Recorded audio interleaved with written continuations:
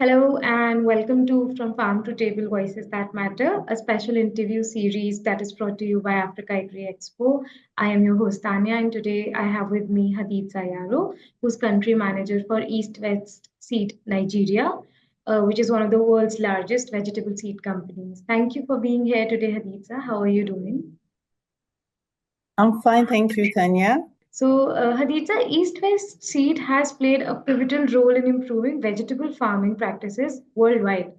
So, to set the stage for our listeners today, can you share how your work in Nigeria is actually connecting with the broader challenges as well as opportunities in Africa's agricultural sector largely? Okay, thank you very much, Tanya, for that question. Like you've introduced me, I'm Hadiza Yaro, the country manager for East West City in Nigeria.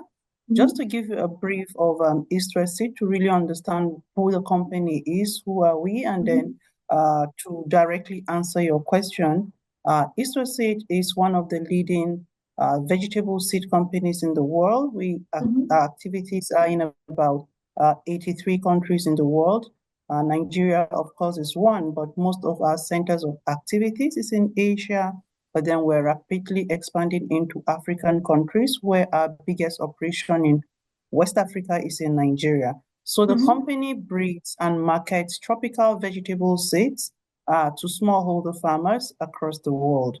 To address your question, East West Seed is into doing a lot of training of farmers because you discover one of the challenges in the world today is most smallholder farmers have poor knowledge. So even if we have the best seeds in the world, but the knowledge gap is really small, it's very difficult for the farmers to get the maximum out of the varieties they are buying. And then apart from low knowledge level, you discover if you go to some parts of Africa, apart from rain-fed agriculture, one of the challenges is most people do not think outside the box to ensure that there's an all-year-round productivity.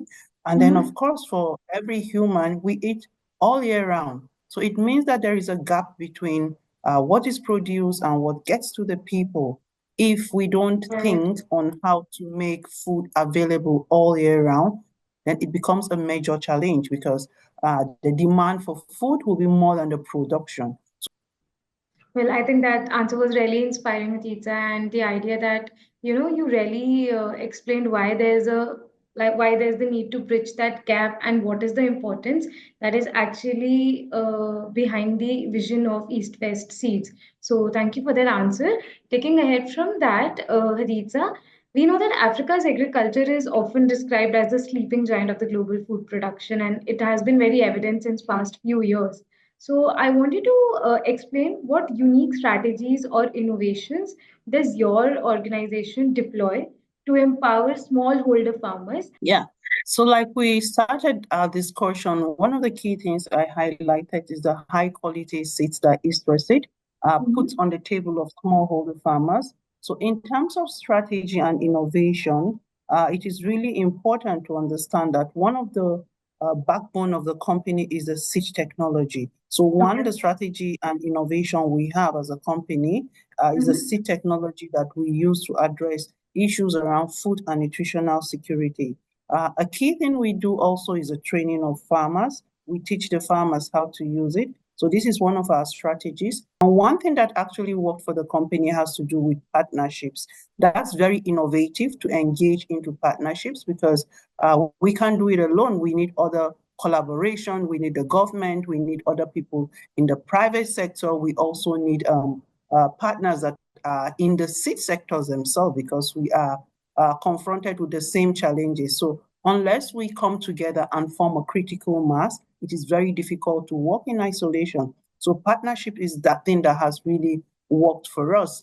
Well, like you mentioned, I think that's really wonderful and innovative, the approach that you've used. Finally, Hadiza, as East West Seeds continues to make strides, and kudos to you, could you share what short term business goals are currently driving your strategy and how do you plan to unfold them in the near future?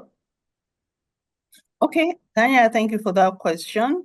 We're looking at satisfying farmers' demands through giving them reliable seeds. That is short term because you say it now, right? The farmers buy the seeds, they high quality seeds. They can rely Mhm. on the seed. So short term, that is what we're doing, and that has worked for us. And we also ensure quality, because if we ensure quality, it means it is easily acceptable.